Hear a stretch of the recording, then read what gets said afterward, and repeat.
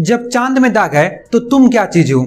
ये लाइन कई सारी फिल्मों के साथ साथ हमारे दैनिक जीवन में भी सुनने को मिलता है, लेकिन आपने कभी ये जानने की कोशिश करी है कि चंद्रमा पे ये दाग कैसे पड़ा या फिर ये दाग है भी या नहीं। आज की वीडियो में हम यही जानेंगे कि चंद्रमा पे दाग कैसे पड़ा या फिर ये दाग है या नहीं, और साथ ही ये भी जानेंगे कि जिस पृथ्वी पे करोड़ों साल पहले डायनासोर का राज हुआ करता था, उसी पृथ्वी से डायनासोर अचानक से विलुप्त कैसे हो गया। तो चलिए जानते हैं। इससे पहले कि आप आगे बढ़े, मेरे चैनल को सब्सक्राइब कर लें ताकि ऐसा ही अमेजिंग नॉलेज आप तक पहुंचता है। दोस्तों, हमारे सौरमंडल में 8 ग्रह हैं जो सूर्य के चारों तरफ परिक्रमा लगाते हैं। अगर सूर्य के सबसे नजदीक वाले ग्रह की बात करें तो उसका नाम है बुध, उसके बाद आता है शुक्र, फिर आता है पृथ्वी जहां हम लोग रहते हैं, उसके बाद आता है मंगल, फिर बृहस्पति, उसके बाद शनि, फिर यूरेनस और लास्ट में नेपच्यून।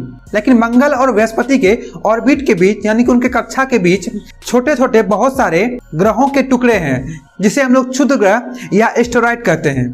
ये एस्टेरॉयड भी बाकी ग्रहों की तरह सूर्य के चारों ओर चक्कर लगाती है, लेकिन कभी कभी क्या होता है कि ये एस्टेरॉयड आपस में ही टकरा जाते हैं, जिस वजह से इनकी डायरेक्शन चेंज हो जाती है और मंगल ग्रह की गुरुत्वाकर्षण इसे अपनी ओर खींच लेती है। लेकिन जैसा कि मैंने पहले ही बताया कि सभी ग्रह सूर्य के चारों ओर परिक्रमा लगाते हैं, तो मंगल ग्रह इस एस्टेरॉयड को खींच के आगे बढ़ जाती है, जिस वजह से ये एस्टेरॉयड सीधे धरती पे आके गिर जाते हैं। आपकी जानकारी के लिए बता दूं कि ये एस्टेरॉयड इतने बड़े होते हैं कि अगर हमारे ऊपर गिर जाए तो हम तुरंत मर जाएंगे, और ये रोज धरती पे कहीं न कहीं गिरते रहते हैं। क्योंकि हमारी पृथ्वी चारों तरफ से वायुमंडल से घिरी हुई है, इसलिए जब ये एस्टेरॉयड हमारे वायुमंडल में प्रवेश करती है तो हवा और एस्टेरॉयड के बीच घर्षण पैदा होती है। और हो भी क्यों नहीं, क्योंकि एस्टेरॉयड 20 से 30 किलोमीटर पर सेकंड की रफ्तार से हमारे वायुमंडल में प्रवेश करती है। अब जैसे ही इतनी रफ्तार से आते हुए एस्टेरॉयड और हवा के बीच घर्षण पैदा होती है तो एस्टेरॉयड में आग लग जाती है और ये जलते जलते हमारी पृथ्वी तक पहुंच जाती है, जिसे हम लोग उल्का पिंड कहते हैं। कभी कभी ये उल्का का आकार छोटा होता है, जिस वजह से ये वायुमंडल में ही जल जाते हैं और पृथ्वी तक पहुंच नहीं पाते हैं। लेकिन किसी किसी उल्का का आकार इतना बड़ा होता है कि वो जलने के बावजूद भी किसी शहर को बर्बाद करने के लिए काफी होता है।